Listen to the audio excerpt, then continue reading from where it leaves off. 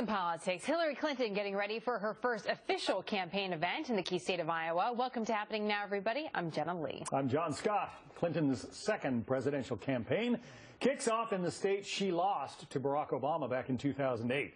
Just over an hour from now, the former Secretary of State will meet with students and educators at Kirkwood Community College after a road trip that's getting all kinds of attention. Michael Warren, a writer for the Weekly Standard, and Betsy Woodruff, political reporter for the Daily Beast, are political guests this hour. It seems that, all she has to do is get in a van and go to Chipotle, Michael, and she gets all kinds of attention. Can you explain that? I wish I could explain it. It's bizarre. I mean, it's like it's the Zapruder film. We're looking at the security footage from inside. She's wearing sunglasses. Nobody notices her. I mean, all this coverage of Hillary Clinton's little magical mystery tour out to Iowa is a little over the top, it seems to me. But I guess that's what political reporters are supposed to be doing while they're waiting for the actual campaigning to start. I do think it's a real problem for her that her surrogates and her friends in the media have to keep repeating that, oh, this is such an authentic tour she's doing. She's going to Chipotle. She's buying a burrito. She's like a real American. I mean, saying it over and over again that she's so authentic makes you really question how authentic she is or how confident she is that she comes across that way. Betsy, it's a stretch, or it's a change of tone, change of approach, I guess, from the helicopter that she was riding around in last time. Yeah, no kidding. When she zipped around Iowa in 2007 in her eponymous helicopter, it didn't really go over particularly well. So the fact that she's acting like a normal human being this time really is getting a lot of news. Hillary acts like a normal person is kind of a surprising headline. Now, it's also interesting that she's meeting with students later on during her trip in Iowa this time around. She actually had kind of a touchy run-in with students last year in Nevada when a University of Nevada, Las Vegas kids actually protested the fact that she was getting a $250,000 speaking fee while they were facing 17% tuition hikes. It just highlights the fact that it's going to be a really big problem, or at least a very difficult challenge for Hillary to present herself as a normal person when she's been in the public eye for decades, and that's honestly anything but normal. Well, Michael, you have said you think that the Clinton campaign may be overthinking this. What do you mean by that? Yeah, just a little bit. I mean, I think they're looking back at 2008 and thinking, oh, what we did wrong was that Hillary wasn't likable enough, she wasn't relatable enough, and that's why Barack Obama was able to beat her in the primary. Of course, that wasn't true. She actually won more votes in the end in the primary, even though Barack Obama won more delegates.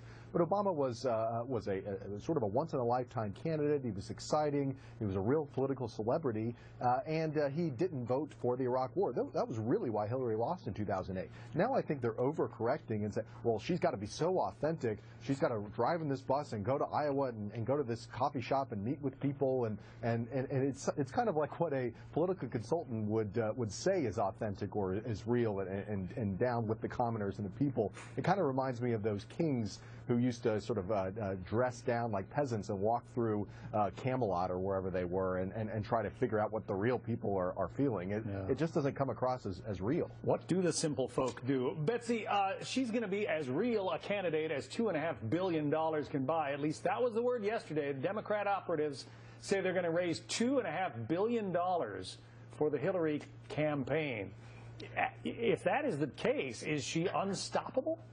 You know, it's an eye-popping amount of money, but interesting question is going to be if her fundraising ends up backfiring.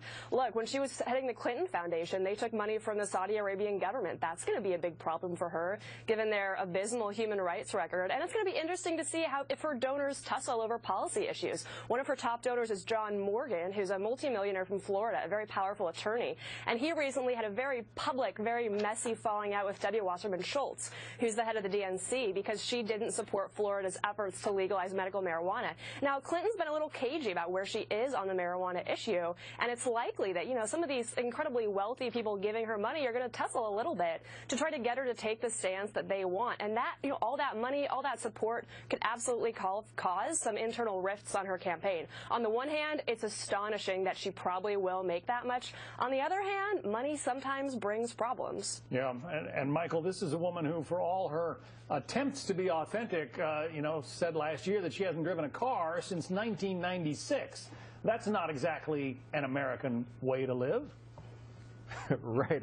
I think it should be well noted that it's the Secret Service that's driving her in this van. She's not driving it herself. And all those efforts to get us to believe that this was actually her idea. Hey, let's just jump in a van and drive to Iowa.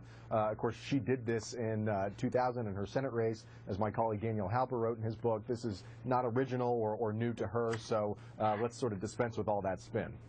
Of course, Hillary's taken a lot of heat for that comment she made on ABC News to Diane Sawyer about her financial status when she left the White House. Let me play that for our viewers.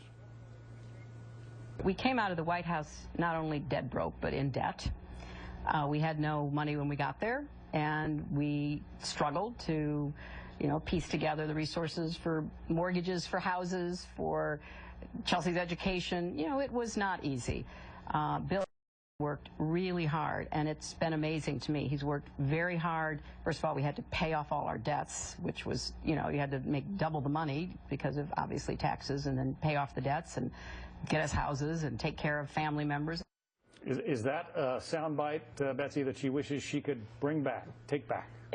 It's so weird hearing that. It's weird that one of the most on-message, strategic, polished, image-controlled politicians of all time would say something that's so confusing and bizarre and almost nonsensical. I mean, the most recent disclosure forms show that she and her husband's net worth is upwards of $25 million, and she can hop on a train or hop in a Secret Service-driven car anytime she wants and give a speech to Goldman Sachs and make $200,000. The fact that she would present herself as sort of a co-sufferer in the economic crisis is just weird. It doesn't make sense. We all have our struggles. Betsy Woodruff, Michael Warren, thank you both. Thank you. Thanks, John.